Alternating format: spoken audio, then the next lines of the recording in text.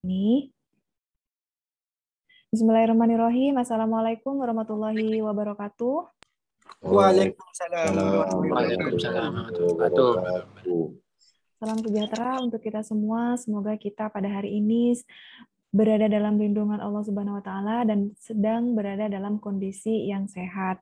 Nah, pada kesempatan kali ini saya sengaja memang untuk menschedulkan jadwal yang awalnya hari Jumat untuk kelas A dan juga kelas B kita majukan menjadi hari Rabu dan disatukan dengan jadwalnya kelas C. Nah, di sini berhubung ada dua kelompok yang masih belum selesai untuk melakukan presentasi, kelompok 3A dan juga kelompok 5B. Nah, untuk itu pada presentasi kali ini saya berikan kesempatan pertama untuk kelompok 3A. Silahkan untuk kelompok 3A untuk mempresentasikan hasil observasi lapangnya.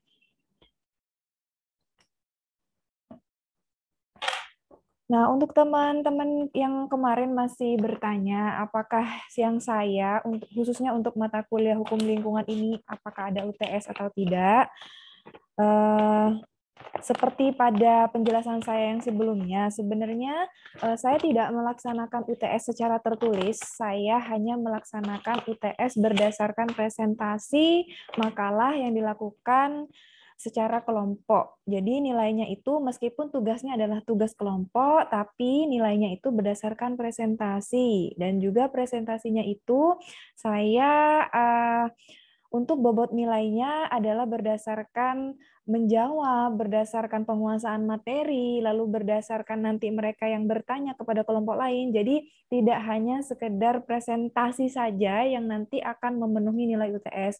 Ada beberapa kriteria yang memang saya masukkan ke dalam unsur-unsur penilaian UTS saya kali ini. Nah, baik untuk teman-teman dari kelompok 3A, dipersilahkan untuk presentasi makalahnya. Di sini kelompok 3A ada Muhammad Nabil, Andini, Zikri, Ahmad Nurheki, dan juga Ali Wafa. Silahkan kelompok 3A. Nanti untuk kelompok C boleh sekali untuk menanggapi ataupun memberikan masukan, pertanyaan, menyanggah atau menyempurnakan hasil dari presentasi kelompok yang nanti akan presentasi. Dan juga nanti juga akan saya masukkan ke dalam penilaian UTS. Silahkan untuk kelompok 3A.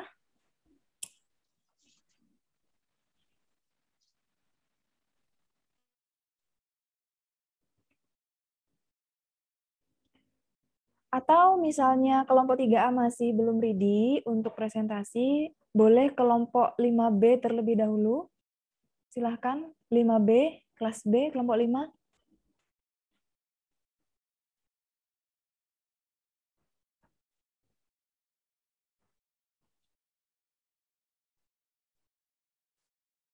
Kelompok 5B ada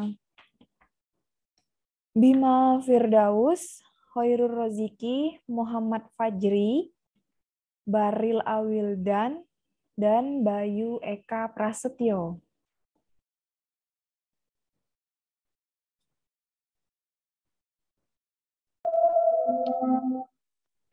Silakan Mas Hoirul Roziki. Iya Bu, tunggu Bu, masih itu Bu. Tunggu teman sebentar Bu. Mau masuk dia Bu. Untuk kelompok 5B, ini siapa yang jadi moderatornya Mas? Itu Bu, Bayu Eka. Bayu Bu. Oke, ini Mas Baril juga ya Mas? Iya Bu. Jadi pemateri ya, Iya Bu, sama iya Bu. Mas Hoirul Roziki. Mas Bayu masih mau masuk ini Bu. Oke Mas. Ini ada PPT yang mau ditampilkan nggak? Kalau misalnya nggak ada nggak apa-apa.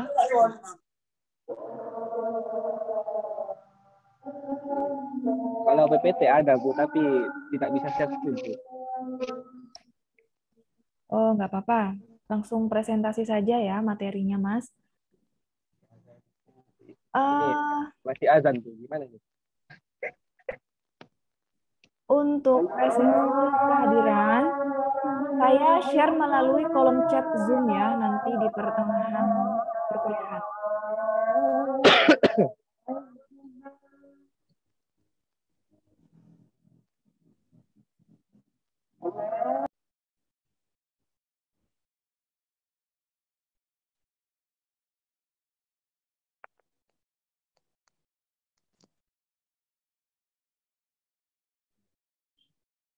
Gimana Mas? Masih mau menunggu Mas Bima? Ini. Ini Bu, sudah masuk Mas Bayu Bu. Oh, Mas Bayu. Oke.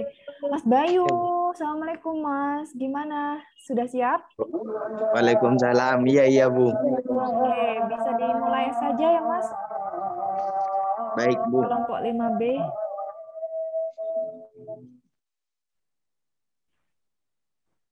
Silahkan dibuka.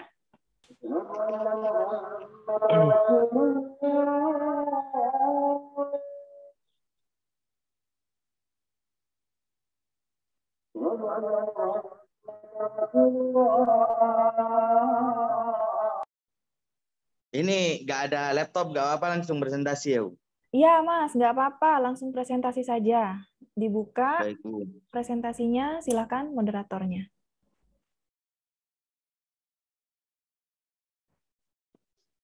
Baik, Assalamualaikum warahmatullahi wabarakatuh.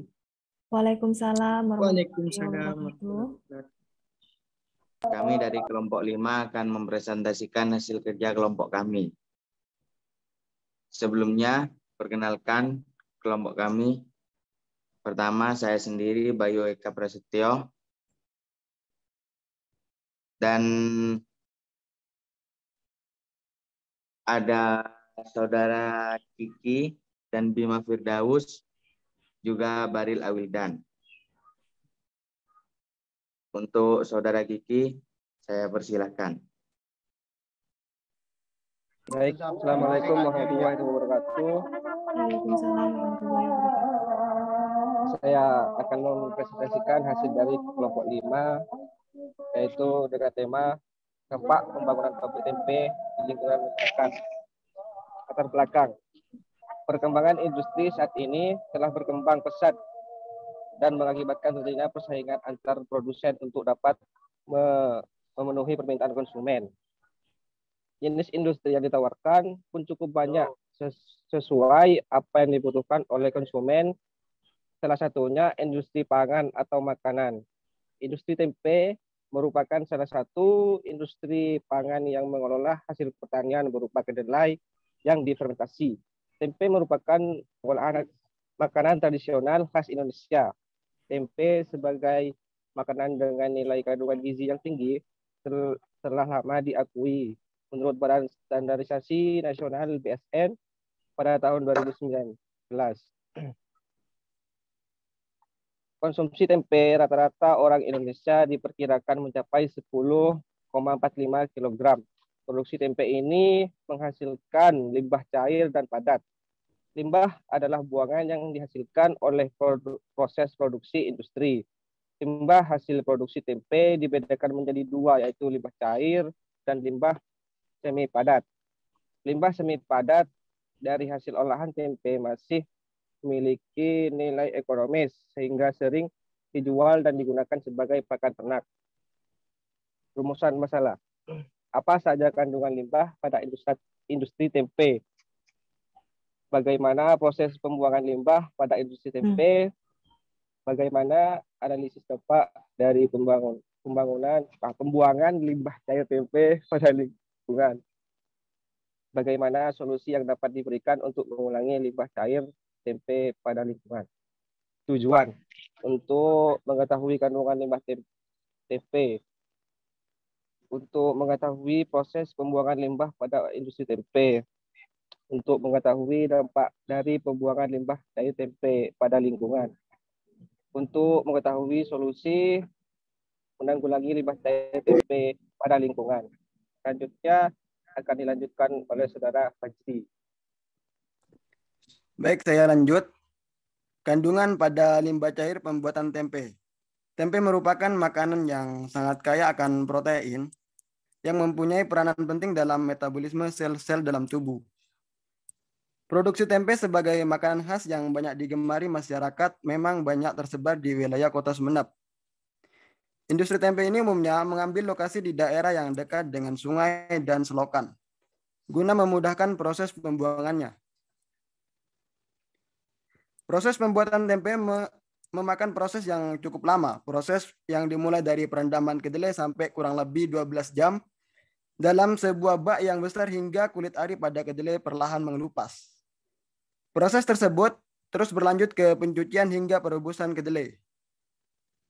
Selain proses pembuatannya yang memakan waktu cukup lama, proses pembuatan tempe juga memerlukan banyak air yang akan digunakan dalam proses perendaman, perebusan, dan pencucian.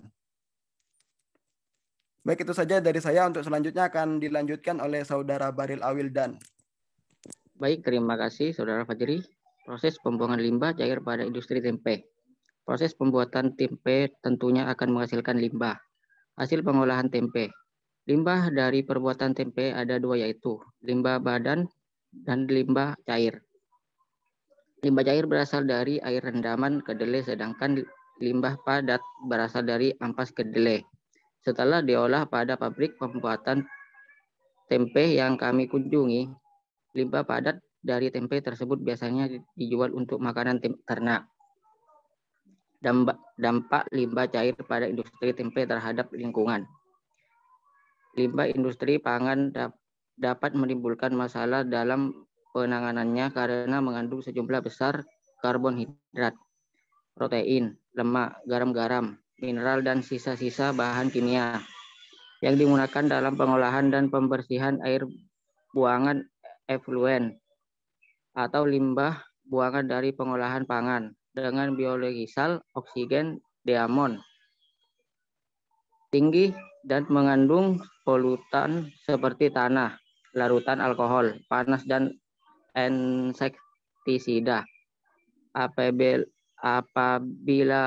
fluen dibuang langsung ke suatu perairan, akibatnya mengganggu seluruh keseimbangan ekologik dan bahkan dapat menyebabkan kematian ikan dan biota marine lainnya.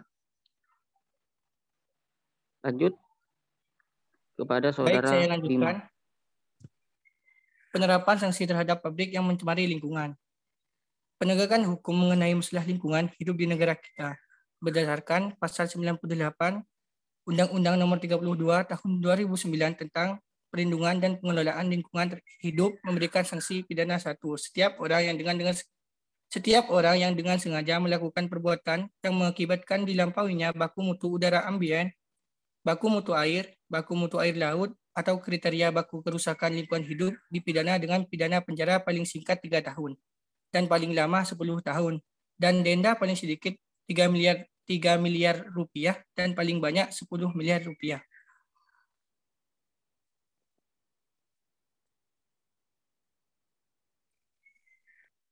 Baik, akan saya lanjutkan.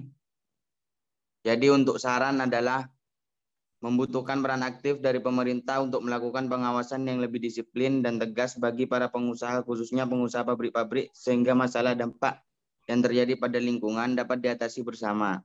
Dan untuk para pengusaha, khususnya pengusaha pabrik, harus dapat mengikuti prosedur atau aturan yang berlaku yang dibuat oleh pemerintah yang berwenang dalam melaksanakan tanggung jawabnya. Penerapan sanksi hukum memang sudah ada, akan tetapi pelaksanaannya masih lemah. Karena hal ini dibuktikan dengan masih banyaknya kasus-kasus yang terjadi, khususnya pencemaran yang memberikan dampak kerugian yang begitu besar bagi lingkungan dan negara. Peraturan yang sedemikian layak tidak akan berfungsi jika berpendirian dalam menangani kasus semacam ini. Disinilah peran pemerintah dibutuhkan untuk lebih selektif dan memperhatikan dalam memberikan izin kepada pengusaha untuk melakukan kegiatan produksi usahanya.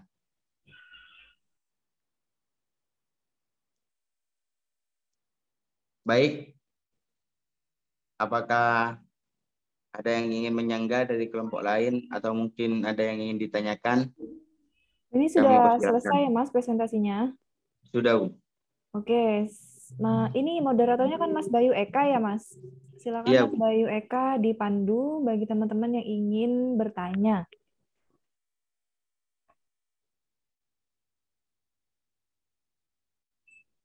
Silakan Mas Bayu. Untuk Baik, dibuka nanti untuk berapa penanya. baik. Apakah ada yang ingin menyangga atau yang ingin dipertanyakan dari kelompok lain? Kami buka 3 pertanyaan. Dipersilakan. Oke, silakan kelompok lain yang ingin menanggapi hasil observasi dari kelompok 5B. Ya, jadi kelompok 5B ini mengambil objek pabrik tempe. Nah, ini terletak di mana Mas pabriknya? Terletak di Kebun Agung, Bu. Di mana Mas? Agung, Kebun Bu. Agung. Di Kebun Agung. Nah, sebelum itu, misalnya sambil menunggu yang ingin bertanya, sebelumnya pada kelompok 5B ini sudah mengetahui ya, kalau misalnya ini sudah berjalan lama, pabrik tempenya, bagaimana? Apakah ini sudah berjalan lama atau baru kegiatan usaha? sudah berjalan lama, Bu. Sekitar berapa tahun? Sekitar 10 tahunan, Bu. Oke, sekitar 10 tahun. Nah, untuk kegiatan usaha yang sudah selama ini, apakah sudah mengantongi izin untuk produksi, atau izin untuk melakukan kegiatan usaha pabrik tempe itu? Katanya, yang kami observasi, Bu, sudah melakukan izin, Bu. Teman-teman kelompok 5B ini melakukan observasi kepada pemiliknya langsung, atau bagaimana? Iya, Bu, langsung ke pemiliknya, Bu. Langsung kepada pemiliknya. Jadi pemiliknya mengkonfirmasi bahwa kegiatan usahanya ini sudah legal dan berizin dan sudah mendapatkan legalitas dari perizinan tersebut, begitu? Iya, Bu. Oke, untuk kegiatan usaha pengolahan tempe pada pabrik tempe di Kebun Agung ini, sekiranya apakah ada kegiatan ataupun hal-hal yang dilakukan oleh pemilik pabrik tempe dan juga pengelola pabrik tempe ini yang tidak sesuai dengan asas-asas di dalam pengelolaan lingkungan hidup. Nah, tadi kan menyebutkan sebenarnya ini yang pada saat membuat pabrik tempe ini menghasilkan limbah, baik itu limbah cair ataupun limbah semi padat. Nah, dari limbah-limbah tersebut, kemudian apakah nanti itu akan dapat mencemari lingkungan sehingga dapat menimbulkan konflik di antara masyarakat itu? Apakah sudah pernah terjadi ataupun bagaimana proses pembuangan limbah pabrik tempe ini di situ? Di Desa Kebun Agung itu, Mas?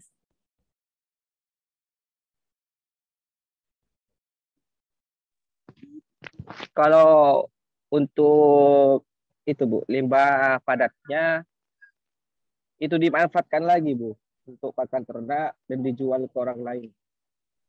Ya, oke. Kalau limbah cairnya itu masih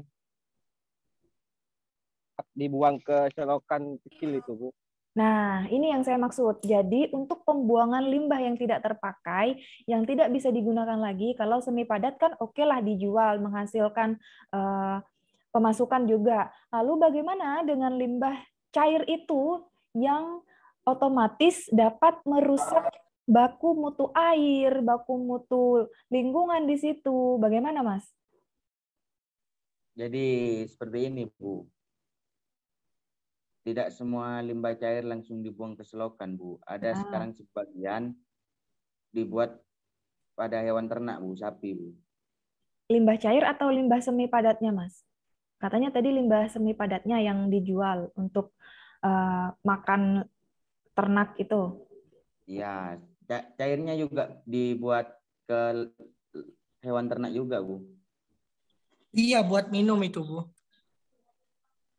Apakah ini untuk jadi seperti ini kan, Mas? Untuk proses pembuatan tempe dan juga proses pembuatan tahu ini kan berbeda ya. Kalau misalnya tahu itu kan menghasilkan beberapa senyawa yang itu awalnya prosesnya itu diawali dengan misalnya penyaringan, lalu proses filterisasi dan juga ada beberapa proses yang nanti itu akan membuat tahu itu menjadi lebih cair bentuknya ataupun lebih ini bentuknya daripada tempe. Nah, kalau misalnya tempe ini tidak secair tahu karena tempe ini masih terlihat bentuk dari kedelainya itu. Nah, kalau misalnya pabrik tempe ini dalam proses pembuatan tempe itu tidak menggunakan bahan-bahan kimia misalnya untuk memproses ataupun membuat tempe itu, lalu limbah yang dihasilkan ini apakah ini akan bersifat racun atau bagaimana, Mas? Sedangkan yang dikatakan sebagai limbah itu sebenarnya kan sesuatu yang dihasilkan atas suatu proses yang mana limbah ini bersifat racun.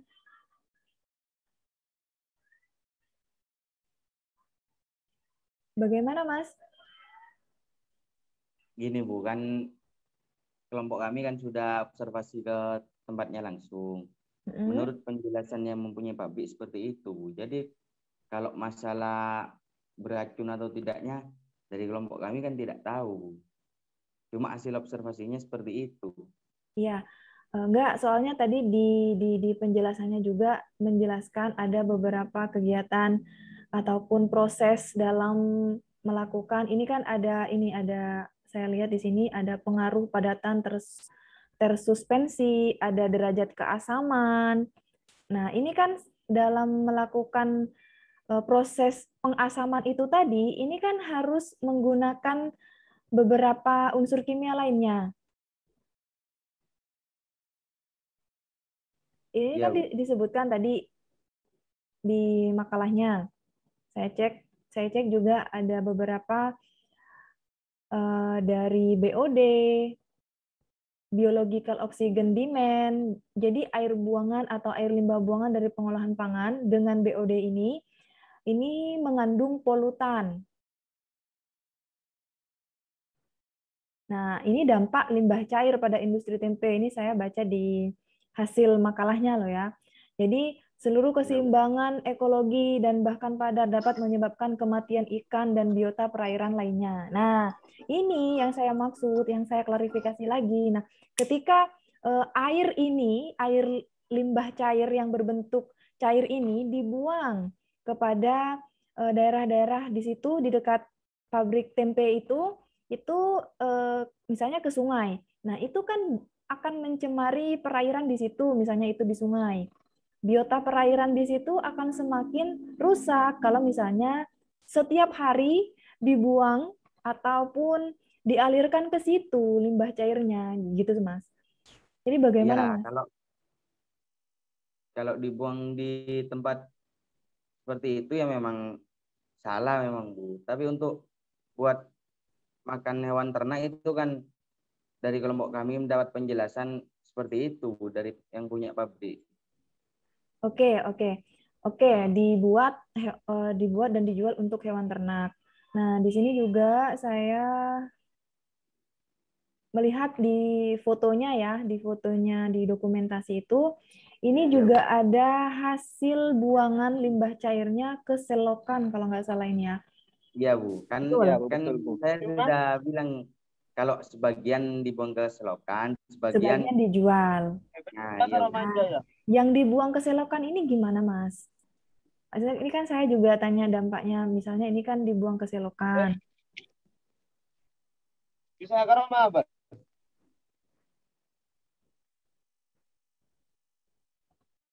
Kenapa Bu? Ini bagaimana dampaknya terhadap kondisi ataupun biota air, biota tanah di situ, Mas, di selokan itu, gitu loh. Yang Oke, limbah-limbah yang Pertama, dibuang ke selokan. pertama ya Bu, dari rumah-rumah sekitar merasakan bau dari tempat saluran air, merasakan bau. Terus airnya yang pertama jernih menjadi keruh. Ya. Seperti itu. Nah, ini kan berefek ya, Mas, kan juga berdampak kan, Mas, terhadap Ya, kualitas air di situ, di daerah itu. Nah, selama ini kalau misalnya itu terjadi, apakah ada keluhan dari masyarakat sekitar, Mas? Kalau mengeluh bahwa airnya saat ini sekarang tidak sejernih dulu, misalnya seperti itu. 10 tahun sebelum adanya pabrik tempe ini. Ibu sedikit nyambung, Bu. Ya, Mas siapa ini? Khairul Razik, Ibu. Oke, silakan, Mas. Itu tempat pembuangan limbah cairnya bukan langsung ke sungai, Bu. Masih ke tempat pembuangan dari itu, Bu, selokan dari perumahan gitu, Bu. Iya, iya, Mas, ya. Jadi Tadi buang ke jadi selokan, kan?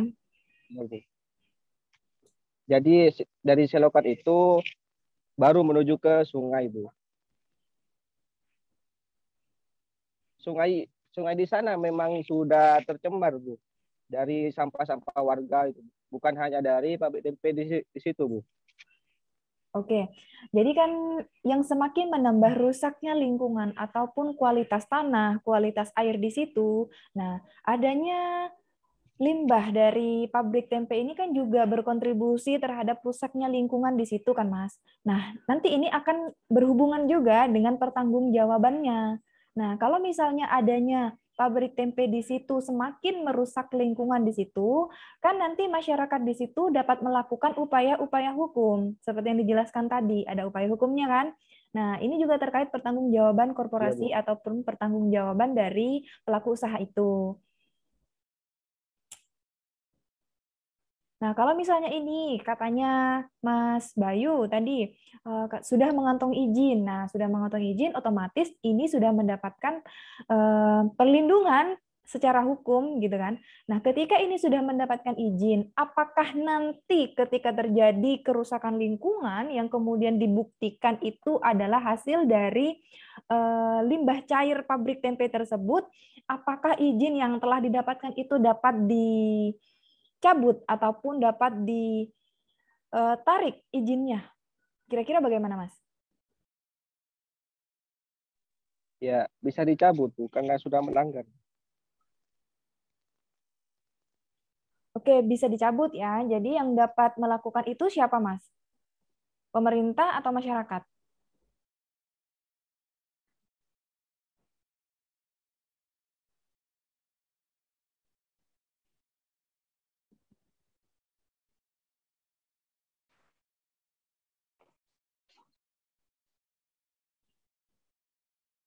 Halo, Mas. Khairul Rezeki? Dari pemerintah, Bu. Oke, dari pemerintah berdasarkan usulan ataupun laporan dari masyarakat, begitu ya Mas. Jadi Ya, kalau Bu. misalnya ini sudah dilakukan analisis sebelumnya dan ini sudah memenuhi prosedur-prosedur yang dikeluarkan dalam persyaratan untuk mendapatkan izin itu, maka ketika pada saat berjalannya kegiatan usaha itu selama 10 tahun kurang lebih dan di dalam perjalanan usaha itu kemudian terjadi hal-hal yang dapat merugikan banyak orang misalnya. Kemudian dapat menimbulkan wabah penyakit, dapat menurunkan tingkat ataupun kualitas dari lingkungan di situ, menjadi tidak produktif tanah-tanah di situ. Nah, ini kan banyak pihak yang dirugikan nih. Nah, ketika sudah banyak pihak yang dirugikan, ini masyarakat yang merasa dirugikan itu dapat melakukan upaya-upaya. Upaya itu dapat dilakukan melalui gugatan secara peradilan tata usaha negara. Jadi untuk mencabut izin kegiatan usaha dan izin-izin yang lainnya yang dikeluarkan oleh alat-alat negara yang memang ditugaskan atau sudah diberikan kewenangan oleh undang-undang untuk mengeluarkan ataupun memberikan izin usaha terhadap suatu korporasi, maka ini dapat dilakukan. Upaya-upaya hukum ini misalnya upaya class action atau gugatan secara kelompok. Ada juga upaya gugatan tidak ataupun perorangan. Nah, gugatan perorangan ini dapat dilakukan berdasarkan apa yang dikeluhkan oleh masyarakat-masyarakat yang sekitar itu. Nah, kemudian ketika masyarakat itu sudah merasakan dampaknya, ya, dampak dari pembuangan limbah pada pabrik tempe di Desa Kebunagung ini, ini kan secara tidak langsung juga berkontribusi terhadap semakin banyaknya nanti yang harus dipertanggungjawabkan oleh pemerintah, khususnya pemerintah kabupaten. Nah, dalam hal ini adalah pemerintah Kabupaten Sumeneb. Bagaimana nanti kemudian pemerintah Kabupaten Sumeneb itu dapat mengambil tindakan secara tegas untuk menindaklanjuti perbuatan-perbuatan dari para pelaku usaha yang nakal seperti ini misalnya. Nah, harusnya kalau misalnya untuk melakukan pengawasan, untuk melakukan hal-hal secara pengawasan secara kontinu itu, ini harus dilakukan secara berkala.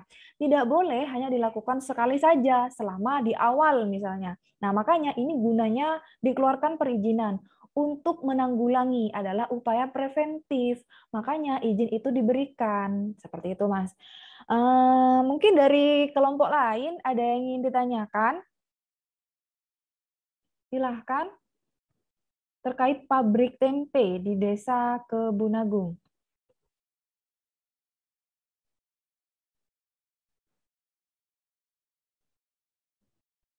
Kelompok 5.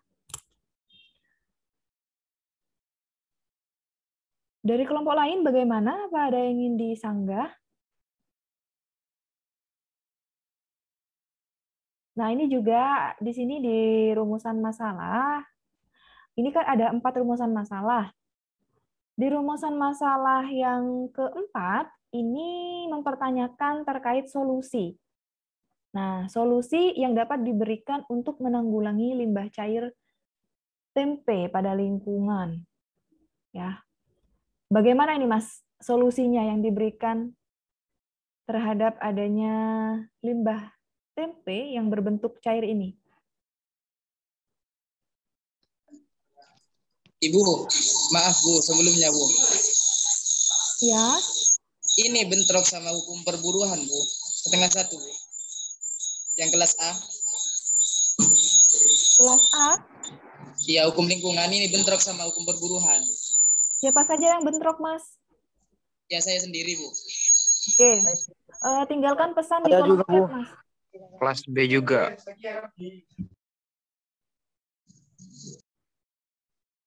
Tinggalkan pesan di kolom chat ya.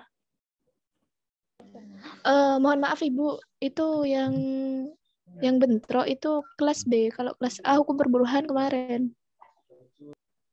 Barusan yang bilang kelas A? Hukum lingkungannya maksudnya Bu. Kalau hukum perburuhan sekarang B. Nah, silakan tinggalkan komentar di kolom chat ya. Tapi masih jam 12:30, Bu. Ya, Iya, okay. nanti. Ya. Masih bisa ngikuti, Ya, Bu. masih bisa ya. Nanti saya upaya untuk padatkan pertemuan kali ini. Nah, masih ada yang ingin ditanyakan lagi atau tidak untuk kelompok 5B ini dari teman-teman yang lain? Gini Bu, dikit saran aja Bu. Oke, silakan Mas Alif. Ya, harusnya kan sebelum mendata laporan hasil observasinya itu kan harusnya dicek juga Bu soal pembuangannya itu Bu, soal tempat pembuangannya itu sudah memenuhi syarat undang-undang enggak gitu kan. Ya, seperti itu Mas Alif. Ada lagi Mas? Ya, sudah sih, itu doang. Oke, silakan kelompok 5B untuk ditanggapi pertanyaan dari Mas Alif terkait adanya perizinan yang telah diberikan itu harus berdasarkan analisis terlebih dahulu sebelum dikeluarkan izin itu. Apakah sudah didapatkan informasi tersebut, Mas Bayu, Mas Hairul Roziki, dan juga kelompok 5B yang lain?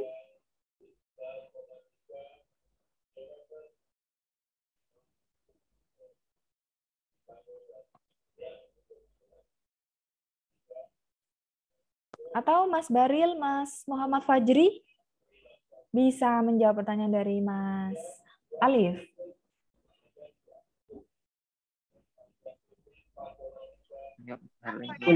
Untuk perizinan katanya sudah itu Bu, legal. Tapi gitu Bu, masih dibuang ke selokan Bu. Soalnya di situ apa daerahnya masih kecil tuh Bu, pabriknya itu Bu, Daerahnya Mas, daerahnya yang kecil atau pabriknya yang kecil, Mas?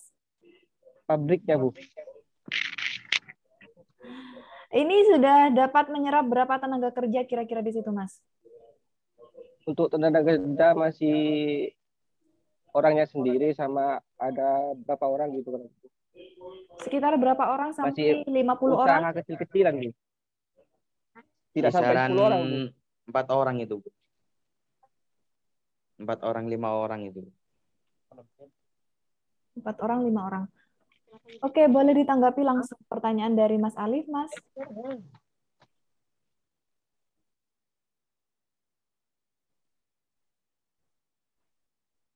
Nah, jadi Mas Alif ini mempersoalkan apakah kelompok 5B ini sudah melakukan analisis ataupun melakukan pencarian informasi berdasarkan hasil observasi itu, baik itu melalui wawancara ataupun yang lainnya, apakah ini sudah memenuhi standar untuk dapat dikatakan ini boleh ataupun layak untuk mendapatkan izin berusaha atau izin mengelola suatu kegiatan usaha.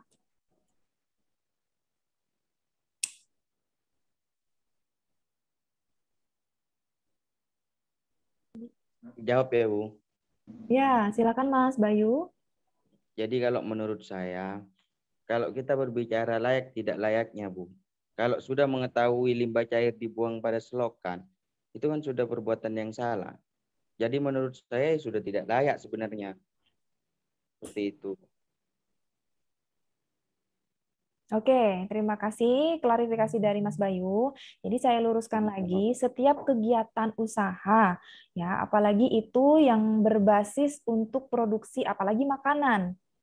Nah, tidak makanan, misalnya produksi baju tekstil ataupun produksi obat-obatan, itu pasti akan ada yang namanya limbah. Nah, di sini tugas kita dalam melakukan pembangunan berkelanjutan yang berbasis lingkungan hidup. Nah, apa nanti yang dapat kita selesaikan terhadap permasalahan-permasalahan yang seperti ini? Karena pada dasarnya kita manusia juga merupakan unsur perusak dari lingkungan itu. Bagaimana tidak ketika kita juga mengalami dilema ya. Dilemanya apa? Ketika kita melakukan sebuah pembangunan itu entah pabrik, entah atau perumahan, kegiatan tambang, dan lain sebagainya itu, ketika itu dilakukan, ini akan juga berdampak terhadap kerusakan lingkungan. Tanpa disadari ataupun disadari itu. Nah, ketika kita tidak melakukan pembangunan, kita akan tertinggal. Masyarakat juga tidak akan hidup sejahtera, misalnya. Pertumbuhan perekonomian di daerah itu juga tidak akan semakin meningkat. Nah, solusinya bagaimana? Nah, solusinya adalah bagaimana caranya antara masyarakat, pemerintah, dan juga pengelola usaha untuk sama-sama menyeimbangkan keadaan yang seperti ini. Nah, ketika pemerintah sudah memberikan izin, pemerintah sudah melegalkan izin usaha itu. Nah, apa yang dapat dilakukan berdasarkan analisis di awal? Apakah ini sudah sesuai dengan baku mutu lingkungan di situ? Apakah ini layak untuk dibangun di daerah yang seperti itu?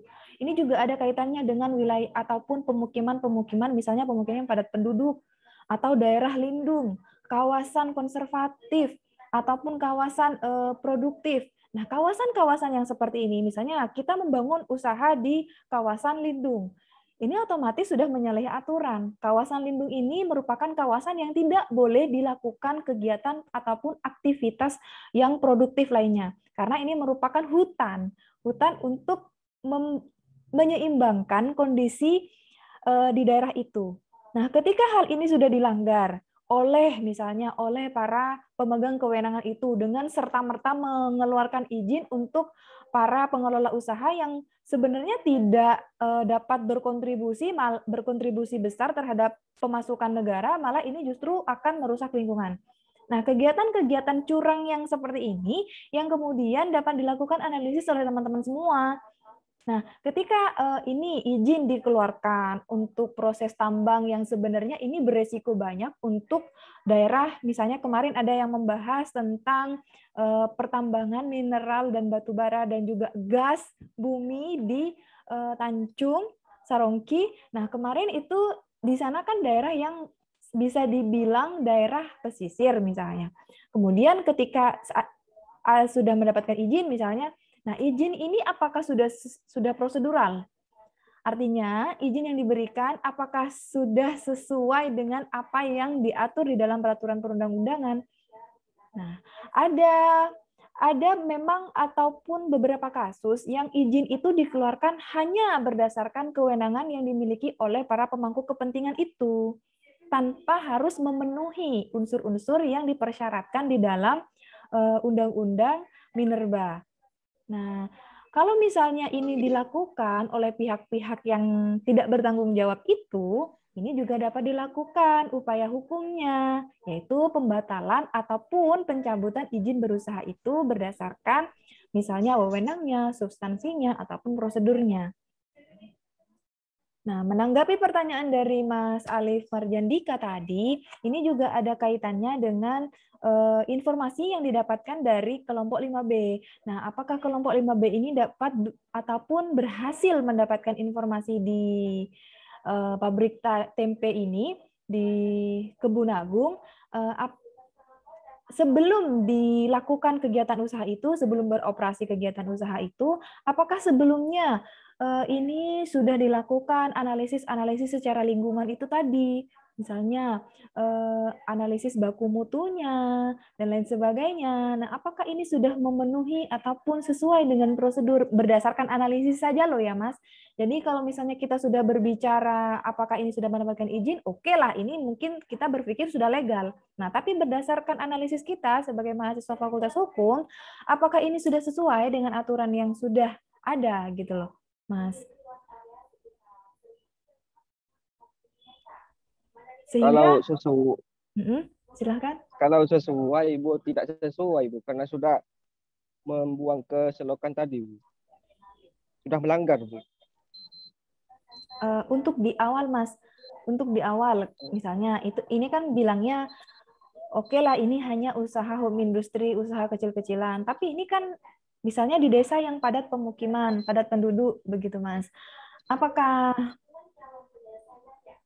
memenuhi unsur-unsur di dalam undang-undang ataukah layak ini dibuka di daerah yang padat pemukiman ataupun itu merupakan lahan yang produktif yang sebenarnya ketika dibuka usaha yang seperti itu ini dapat mencemari lingkungan, begitu Mas.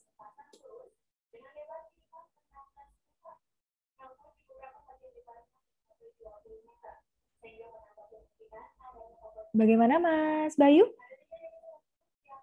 Mas Bima mungkin, Mas Heru Roziki, atau yang lainnya, Mas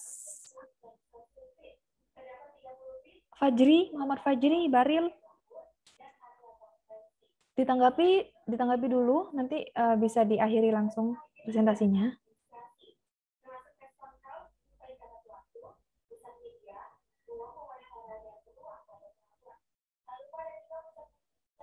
Bagaimana kelompok 5B?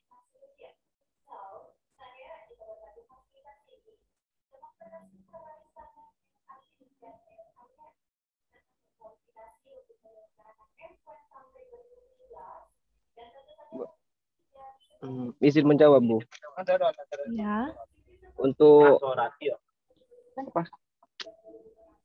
Kalau untuk membangun di lingkungan yang padat di Kebun Agung, Bu, itu tidak layak, Bu. Ya, silahkan dilanjut, Mas. Yang kemarin saya wawancarai itu pada pemiliknya, katanya ada tempat pembuangan untuk limbah cairnya itu, Bu. Selain untuk dibuat ke pakan ternak itu, ya. Mungkin tempat pembuangannya itu sudah penuh atau gimana, Bu? Jadi dibuang ke selokan sebagian, Bu. Oke. Ya, bisa dipahami Mas Hoirul Roziki. Baik, dari kelompok 5, 5B, dan juga kelompok yang lain, jika tidak ada yang ingin ditanyakan lagi, kelompok 5B boleh silahkan untuk ditutup presentasinya, Mas. Baik, kalau tidak ada pertanyaan lagi atau yang ingin menanggapi lagi, sekian dari kelompok kami, kurang lebihnya mohon maaf. Assalamualaikum warahmatullahi wabarakatuh. Waalaikumsalam warahmatullahi wabarakatuh. Terima kasih kelompok 5B, dan sekarang kita melanjutkan kepada kelompok selanjutnya, yaitu kelompok 3A. Kelompok 3A silahkan. Baik, Bu. Ya, Mas Ali Wafa ya. Mas Ali Wafa boleh langsung dibuka saja presentasinya, karena ini sudah semakin mendekati jam 12:30. Mbak Andin tuh Bu, anunya Bu, filenya Bu. Mbak Andin hadir atau tidak ini, Mas? Hadir, Ibu. Oke, Mbak Andin silahkan Mbak untuk share screen jika ada PPT-nya. Belum bisa, Bu. Hanya host yang bisa share screen. Oke, Mbak Andin, saya jadikan co-host dulu. Sudah, Mbak? Sudah Cuman berdua. Kan? Nggak apa-apa, berdua nilainya hanya berdua. Kita skip saja yang lain.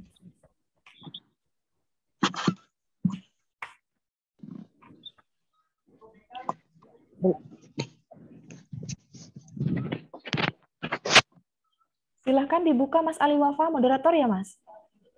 Iya, Bu. Oh, iya, silakan. Filenya di mana nggak boleh, Bu?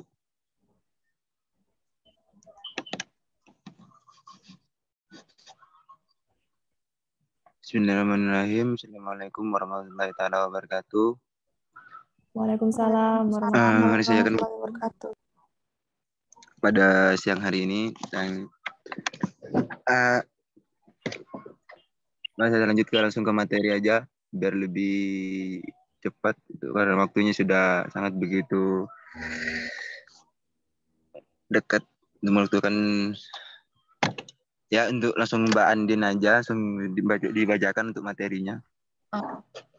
Makalah kami observasi industri tahu di Kecamatan Saronggi dan upaya preventif serta sanksi hukum bagi pelanggar perlindungan lingkungan hidup.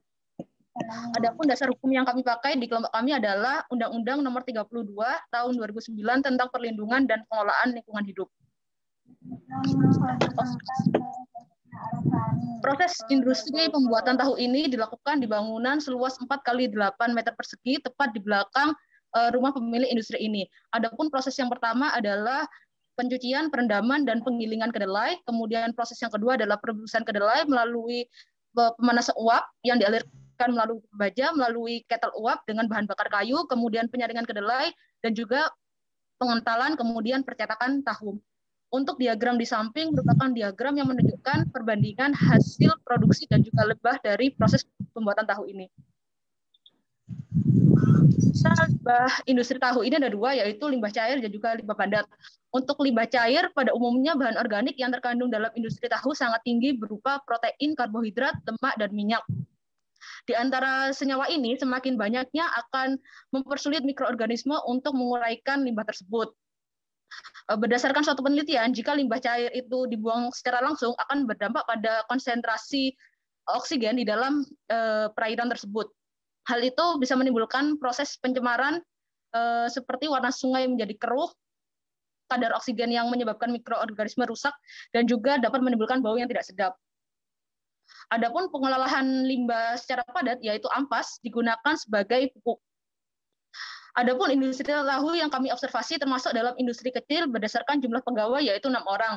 Industri tahu ini telah berdiri sekitar 10 tahun yang lalu dan telah memiliki surat izin usaha. Pelaku industri tahu sebenarnya telah mengupayakan pengelolaan hasil limbah agar tidak mencemari lingkungan.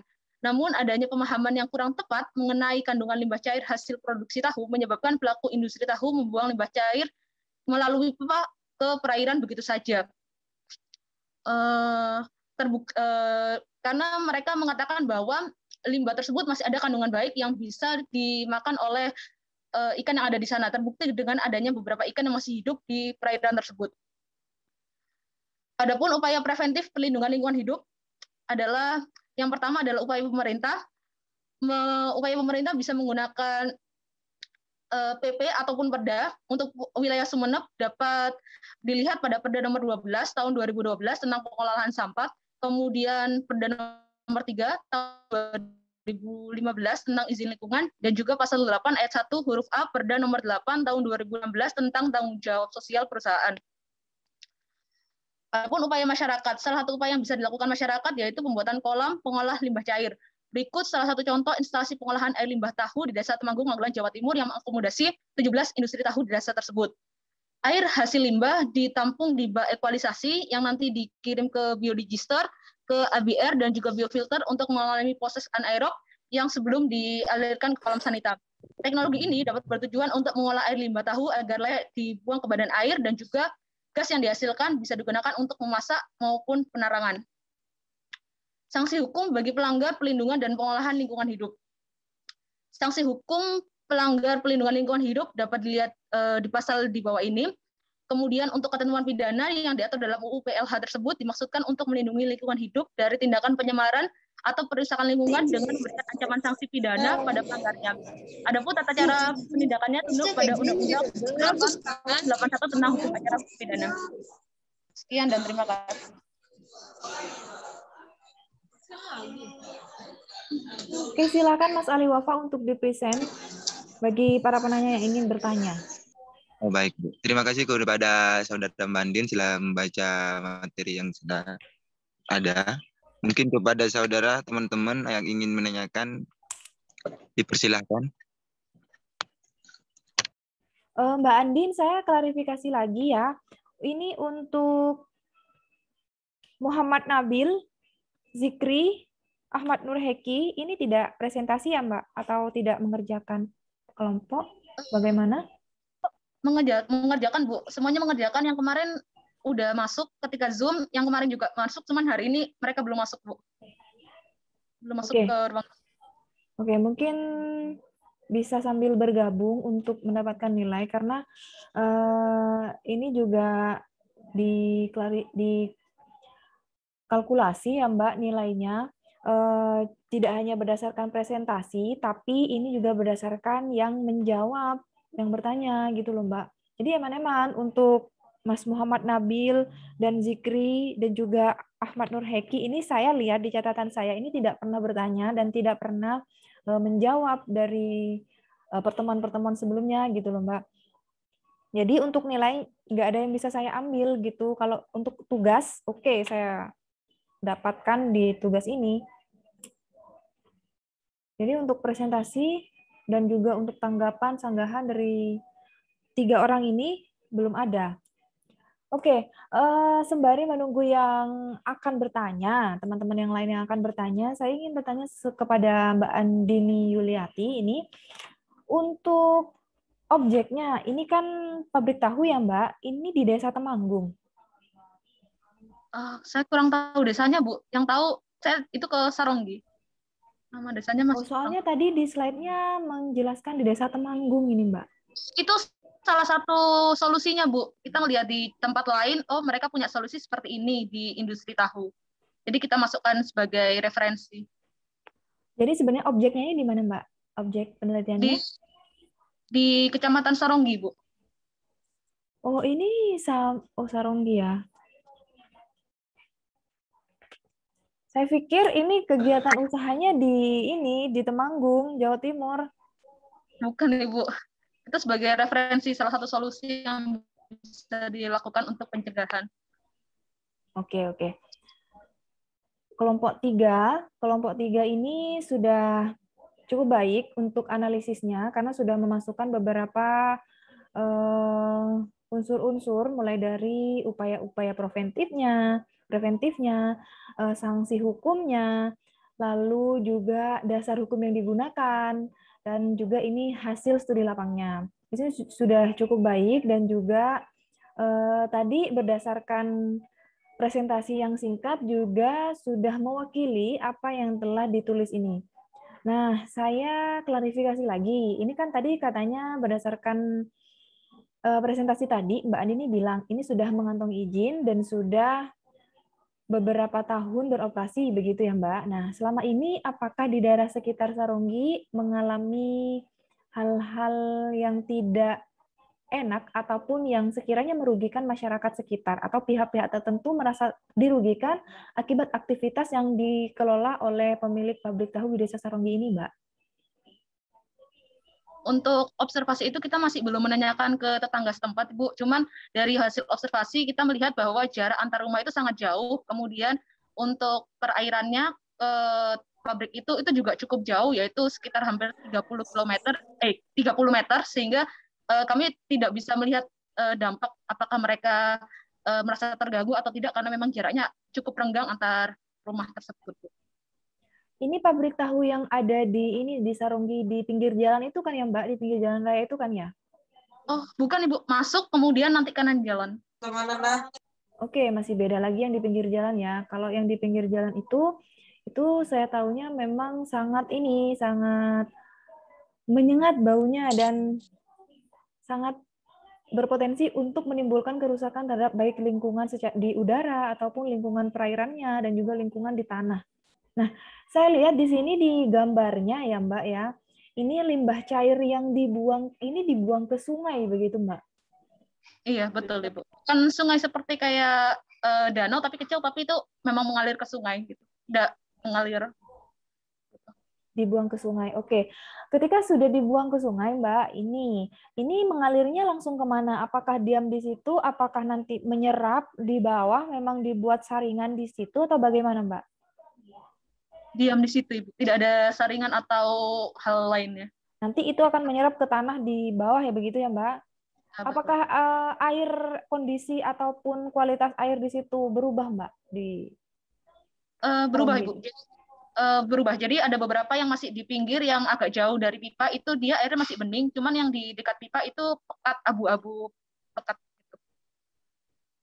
Selama ini tidak ada keluhan dari masyarakat sekitar, begitu Mbak, terkait kegiatan usaha ini? Setahu saya tanya ke mereka masih belum ada keluhan. Nah, jadi kalau misalnya ini dirasa sudah menurut kelompok 5 ini sudah sesuai ya, sudah sesuai dengan apa yang diatur, misalnya sudah mengantongi izin, lalu limbahnya dibuang secara baik, dan ini tidak menimbulkan keluhan dari masyarakat. Sebenarnya ini menurut analisis kelompok 3A ini bagaimana? Apakah ini sekiranya sudah mencerminkan konsep pembangunan berkelanjutan yang berbasis lingkungan hidup, begitu Mbak? Sedang diupayakan, tapi belum maksimal, Ibu. Karena tadi kami menyampaikan juga bahwa ada informasi yang kurang tepat bahwa mereka akan membuang langsung karena itu masih ada yang bisa dimakan. Jadi mungkin kalau mereka diberi pemahaman yang tepat akan bisa menjadi yang berkelanjutan untuk pengelolaan limbah cairnya. Ya, oke. Jadi memang berdasarkan analisis kelompok 3A ini tidak sepenuhnya sudah berbasis pembangunan berkelanjutan yang berbasis lingkungan hidup begitu ya Mbak? Iya, belum sepenuhnya ya. Tapi untuk tingkat perekonomian di daerah itu bagaimana Mbak? Apakah ini merupakan usaha yang dapat menyerap pengangguran ataupun kegiatan usaha yang mengurangi pengangguran di situ? Kalau itu saya masih kurang tahu ya Bu, karena itu untuk masih industri kecil yang menyerap baru cuma 7 orang kemarin untuk pegawai yang ada di sana. Jadi bisa membudidayakan, tapi untuk sampai menyerap itu mungkin masih belum. Oke, masih tergolong home industry yang ini ya Mbak, yang sedikit sekali UMKM-nya ya, UMKM begitu ya Mbak, sejenis UMKM. Oke, saya paham. Jadi tadi Mbak Andini juga sudah menyebutkan beberapa upaya seperti yang dilakukan oleh pabrik tahu di Temanggung, Jawa Timur ketika ada permasalahan hukum ini dapat diselesaikan melalui jalur litigasi. Nah, jalur litigasi ini dapat dilakukan berdasarkan peraturan perundang-undangan di dalam UU PLH dan juga di dalam pasal 184 dan juga 183 KUHP. Begitu ya, Mbak? Iya. Nah, Oke, dari kelompok lain, apa ada yang ingin ditanyakan lagi untuk kelompok 3A ini?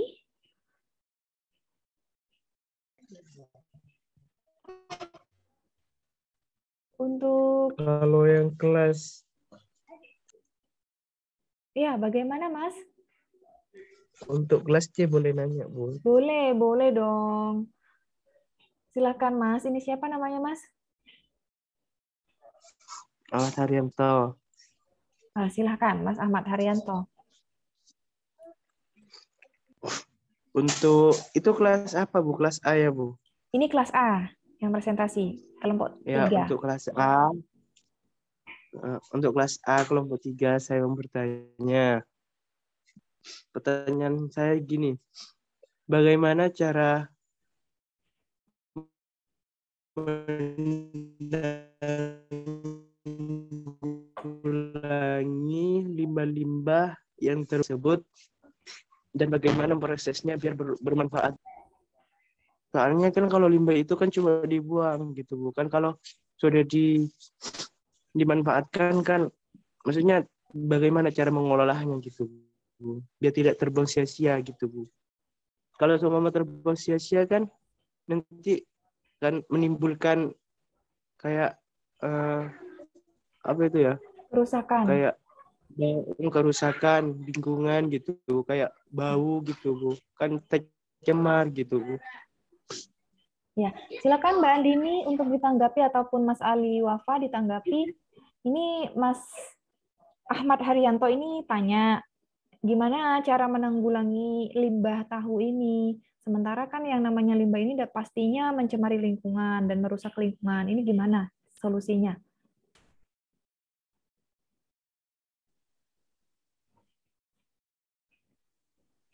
Solusinya tadi itu Bu, yang sudah kami jelaskan, yang melihat perbandingan dari Desa Temanggung itu ada instalasi yang bisa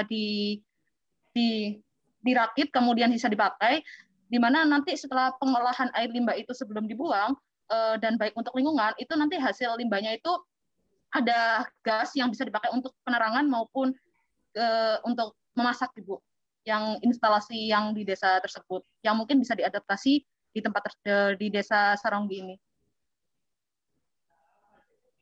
Oke, Mas Ali Wafa, seperti itu jawaban dari kelompok 5. Jadi menggunakan instalasi lanjutan dari pembuangan limbah itu, jadi tidak hanya dibuang ke sungai saja, harus ada instalasinya. Jadi itu solusi yang dapat diberikan berdasarkan referensi dari pabrik tahu di Temanggung, Jawa Timur.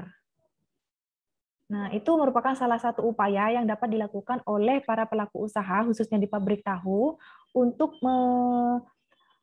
meminimalisir tingkat pencemaran yang ditimbulkan oleh limbah tahu itu. Seperti itu, Mas Ahmad Haryanto. Ada yang ingin disampaikan lagi, Mas? Boleh masuk, Bu. Mas Nauman Dhani, silahkan. Ya, Bu. Itu kan tadi kan itu cuma referensinya, Bu. Apakah di sana sudah menerapkan, Bu? Atau dari pemerintah gitu sudah menanggulangi solusinya gitu? Oke, nah terima kasih pertanyaan Mas Nauman Dhani. Ini Mbak Andini, Mas Nauman Dhani ini tanya, itu kan hanya contohnya di Temanggung. Nah, gimana di Saronggi itu? Apakah sudah menerapkan itu? Ataupun pemerintah sudah mencanangkan itu, bagaimana Mbak? Kalau tanya kemarin masih belum, Ibu, masih belum ada upaya ke sana, dan juga untuk pengurusan ininya, untuk izinnya kan ke tempat badan perizinan, Ibu, tidak sampai ke yang lingkungan. Jadi masih belum tahu dari upaya pemerintahnya seperti apa. Oke, jadi belum menggunakan instalasi seperti yang digunakan di Temanggung itu ya, Mbak? Ya, betul. Itu Mas Nauman Dhani. Tapi tidak ada keluhan dari masyarakat. Langsung ditanggapi Mbak Andini? Belum ada, soalnya jaraknya cukup renggang, Mas. Yang antar rumahnya cukup renggang, kemudian juga perairan sungainya juga cukup jauh dari rumah warga. Jadi masih belum. Baik, Mbak. Terima kasih. Oke, teman-teman yang lain ada yang ditanyakan lagi? Ada kelompok 3A. Jika tidak ada yang ditanyakan lagi, ya, Yulian Adi, silakan Mas Yulian Adi.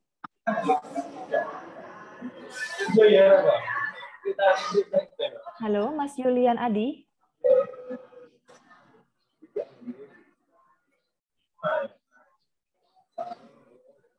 Oke, jika tidak ada yang ingin disampaikan lagi, saya berikan closing statement untuk kelompok 3A ini.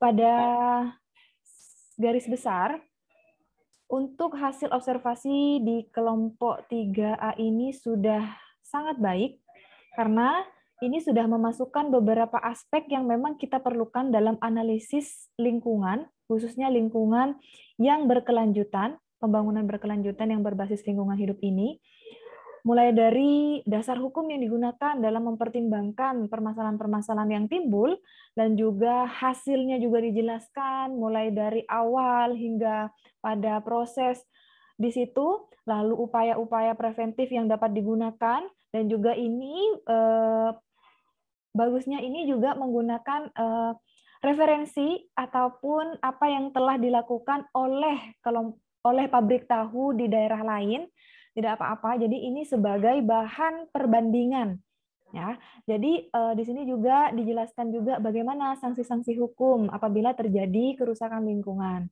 Jadi ini saya simpulkan, ini hasilnya juga sudah sangat baik, tapi kekurangannya di sini ada beberapa kelompok yang disayangkan sekali tidak dapat ikut untuk berpartisipasi untuk mendapatkan nilai UTS. Ya, tidak apa-apa. Nanti yang bersangkutan bisa hubungi saya. Nah, untuk itu, jika tidak ada yang ditanyakan lagi, pertemuan tatap muka yang ke-9 kali ini bisa saya akhiri. Terima kasih untuk teman-teman kelas A, B, dan juga C yang telah bergabung di perkuliahan Hukum Lingkungan kali ini. Terima kasih. Assalamualaikum warahmatullahi wabarakatuh. Waalaikumsalam warahmatullahi wabarakatuh.